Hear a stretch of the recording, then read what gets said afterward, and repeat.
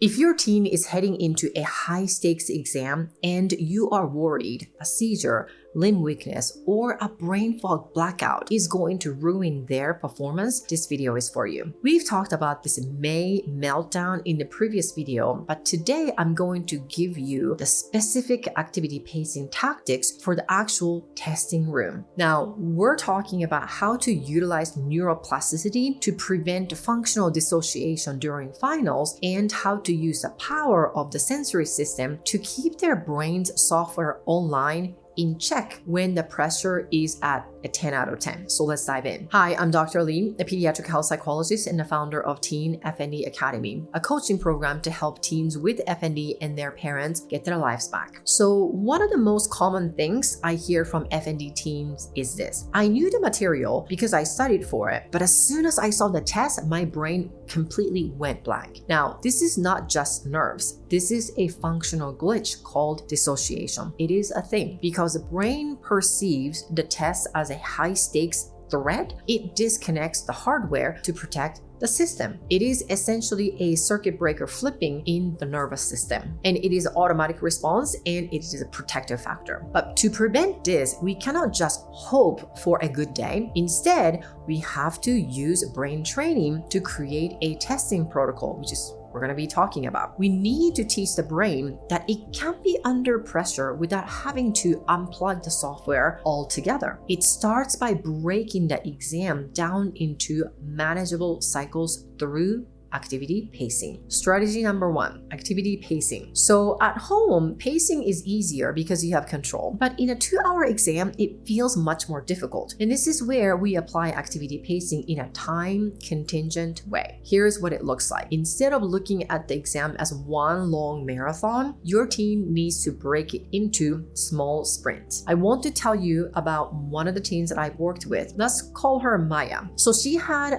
functional tremors that would start as soon as she picked up a pencil. How inconvenient, right? To help her, we did not just tell her to try harder. It was definitely not helpful. We taught her to use a clock instead. So every 15 minutes, Maya would put her pencil down, like literally, and close her eyes for 60 seconds and do a grounding reset. Now, this is the core of activity pacing. Taking the break before the brain feels forced to trigger a symptom of FND. By pre-programming these micro resets, Maya's brain actually never reached that overflow point. She finished her finals not because she was stronger than the FND, she was, but because she outsmarted the glitch by giving her software time to catch up throughout the exam time, which leads to strategy number 2, the sensory coping kit. In a testing hall, the sensory input is often a disaster for a hypersensitive nervous system, if not on a regular basis. The sound of dozens of pencils scratching, right? Ticking clock, and those flickering fluorescent lights all take up this valuable processing power in an FND brain. And just saying this, it makes me think, oh my gosh, this is so tiring, right? But this is why your teen needs a sensory coping kit. This is not about distraction, just so you know. It is about providing the brain with a physical anchor to that present moment. A sensory coping kit can be just as simple as a specific textured object in their pocket, like a smooth stone or a piece of specific fabric, or just about anything. When your teen feels that blanking out sensation or a tremor or any symptom starting or flare-up coming on, they don't focus on the symptom. Instead, they engage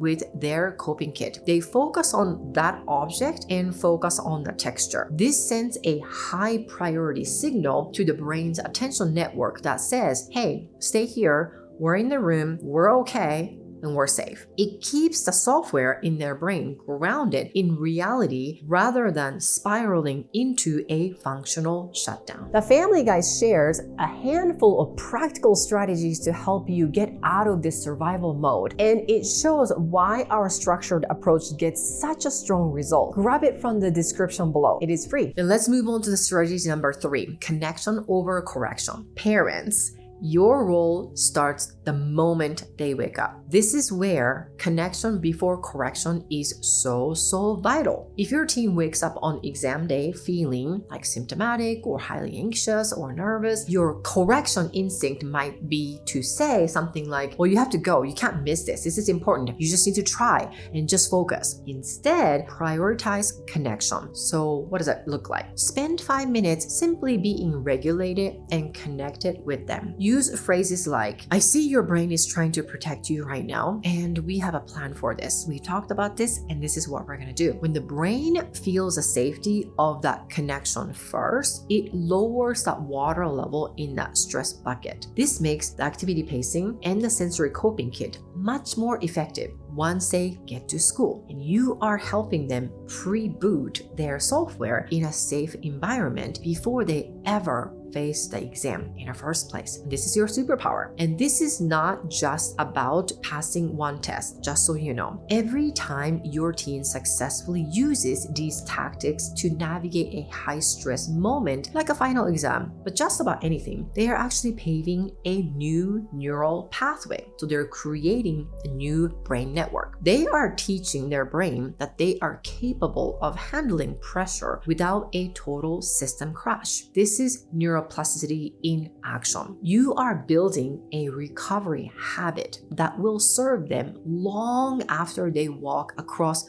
that graduation stage, no matter when that happens. If you want to see how my full program of Teen FND Academy works and how it's helping families resolve FND for real, then watch the video linked in the description box below. The strategies we talked about today, the activity pacing, the sensory coping kit, and connection before correction are the core pillars of the recovery roadmap we use at Teen FND Academy. That's just scratching the surface. These are not just tips, by the way. They are part of a systemic approach to retraining the FND brain from the ground up by building a strong foundation. Now, I have mapped out this entire foundational roadmap, including the tools you need to communicate these needs to your teen's school, other people, and then more, right? Inside our FND family guide. It is an essential starting point, if you will call it a starter kit, for any family trying to move from crisis back to a normal life. And if you want to know how to apply these principles to every part of your teen's day, you might want to use this guide. Click the link in the description box to download the family guide today, and it's completely free and it's ready for you. Let's get your teen through final weeks with their health and confidence intact. I'll see you in the next video.